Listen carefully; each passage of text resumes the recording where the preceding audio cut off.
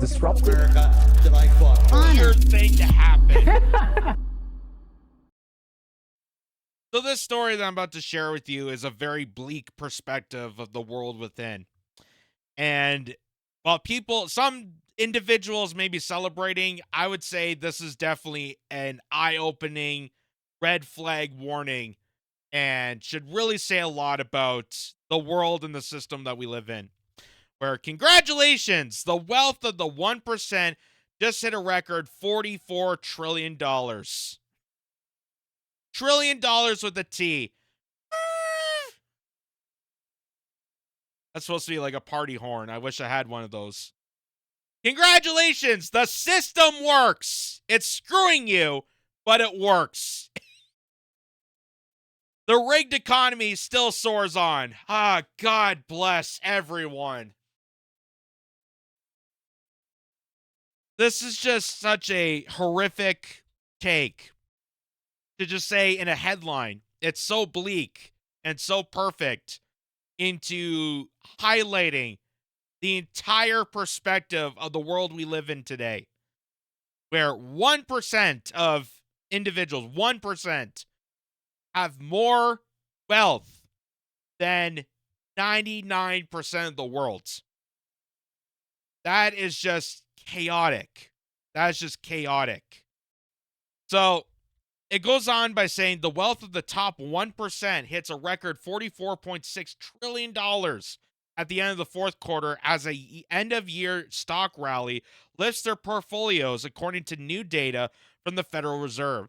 The total net worth of the top 1%, defined by the feds as those with wealth over $11 million, increased by $2 trillion in the fourth quarter. All of the gains came from their stock holdings. The value of corporate equities and mutual fund shares held by the top 1% surged to $19.7 trillion from $17.65 trillion the previous quarter. You're telling me it's not all that, hard work that Bill Gates and Elon Musk and Jeff Bezos put their, roll up the sleeves and put their bootstraps on and do the hard work? Because I was told that was the American dream right there. If you just set your mind to it, anyone can be a trillionaire. But most successful trillionaires are the ones that screw you over in psychotic and narcissistic personality disorders. Those are the ones who are successful at getting this much wealth, this psychotic amount of wealth that no human being can astronomically obtain. Like, what do you do with that lucrative amount of money? Well, 99% of working class people are barely making ends meet. And people are working paycheck to paycheck. They're barely making enough to put food on the table, keep a roof over their heads, feed their children, and send them off to school. Homeless epidemic still continues on, and this is happening. While their real estate values went up slightly, the value of their privately held businesses declined, essentially canceling out all other gains outside of stocks. The quarterly gain market, the last addition to an unprecedented wealth boom that began in 2020 with the COVID-19 pandemic market surge. Gee, I wonder what happened that day. Since 2020, the wealth of the top 1% has increased by nearly $15 trillion, or 49%. Middle-class Americans have also seen a rise well tied, with the middle 50 to 90% of Americans seeing their wealth increase by 50%. But here's, again, a perspective on this. And look at this graph here that perfectly describes, like, just recently, in the past few years, how astronomically there's been this large transfer of wealth that just accumulated and just sucked out, bleed the rest of the working class dry to serve the overlords. So you can see it's kind of like slowly going up. Then 2020 hits. It goes to $30 trillion to $44.6 trillion in just 4 years. I wonder what could have happened there. Could it be the CARES Act? going to be the largest bill of transfer of wealth to middle class from middle class people to Wall Street when the government told small businesses to shut down and basically rough it out. And now those small businesses, those mom and pop stores, will never cease to exist because they were told to shut down and gave all of their resources to Wall Street and big banks because apparently they need the biggest bailout at a time of a pandemic when they told small businesses to shut down.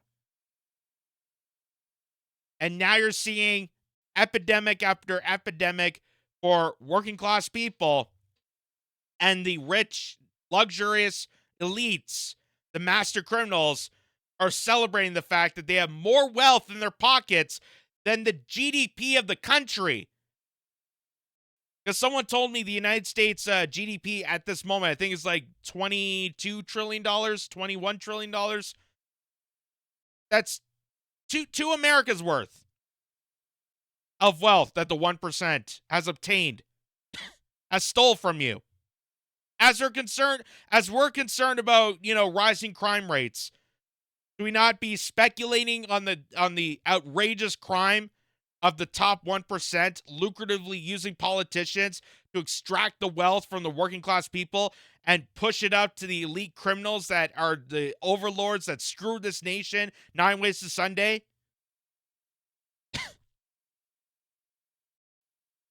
Economists say that the rising stock market is giving an added boost to consumer spending through what is known as the wealth effect.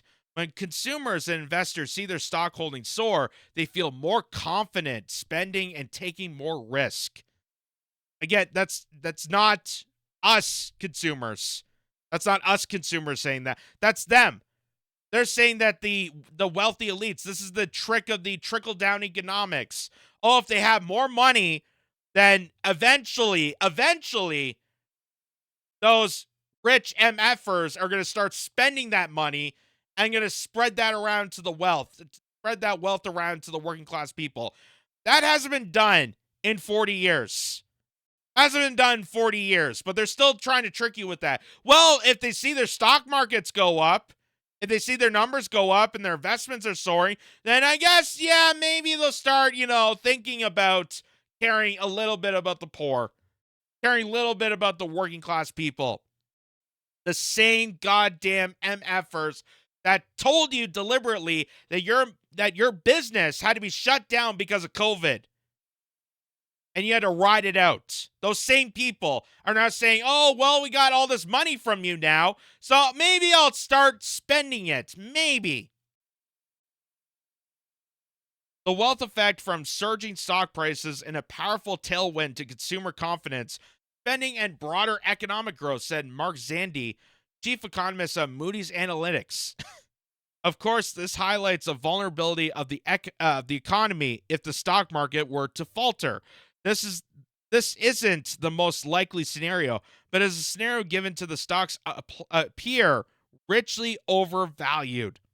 Yet the latest report also highlights how top-heavy stock ownership remains in the U.S. According to the Fed report, the top 10% of Americans own 87% of individually held stocks and mutual funds. The top 1% own half of all individually held stocks. So that gap of wealthy billionaires is slowly shrinking. And that's not because the billionaires are deciding to actually, spread their wealth around. It's because they're eating each other up. Because they're monopolizing. So now, instead of having people, all different types of people prospering together, which would be kind of the American dream, it's a bunch of monopolists choking each other, eating each other out, and screwing each other 9 ways to Sunday so that they could be the super villain of the day. Economists say a rising stock market brings outsized benefits to the wealthy, mainly boosting the high end of the consumer and spending markets. The wealth of middle class and working and lower income Americans depends more on wages and home values than stocks. maybe we should invest in wages. That's a crazy idea. Hey, if we gave people a healthy living wage so that they can actually afford to spend more and invest more into the economy, then maybe it would actually be beneficial for the greater outcome of the nation. Crazy idea, crazy thought of mine. I may have heard that from an economist, a few of them that have speculated that, and it seems to work in other countries. Just a crazy thought. But then people will be worried that they have to pay an extra nickel for a milkshake at McDonald's. Those households in the top 1/3 of the income distribution and who own the bulk of the stock holdings account for approximately 2/3 of consumer spending. Liz Ann Saunders, chief investment strategist at Charles Schwab, oh good, said stocks represent a growing share of the assets of the top 1%. Stocks account for 37.8% of the overall share of the household assets for the top 1% at the end of 2023, up from recent low of 36.5%. Yet, because the wealthy don't need to spend as much as of their gains, a phenomenon known as the marginally propensity to consume, Saunders said the added stock wealth for the 1% may not have substantial impact on the consumer economy. So, in layman's terms, they're going to keep the money and run. They're not going to spend it. It's not going to trickle down. It hasn't trickled down in God knows when. It's all a scam. It's all a lie. It was the biggest transfer of wealth that politicians did to screw you in the back during COVID and gave it to these guys. Gave it to these MFers that don't give two craps about anyone except themselves. And now they're having publications cheerlead for them, saying that, hey, we stole from the majority of the population. Yay!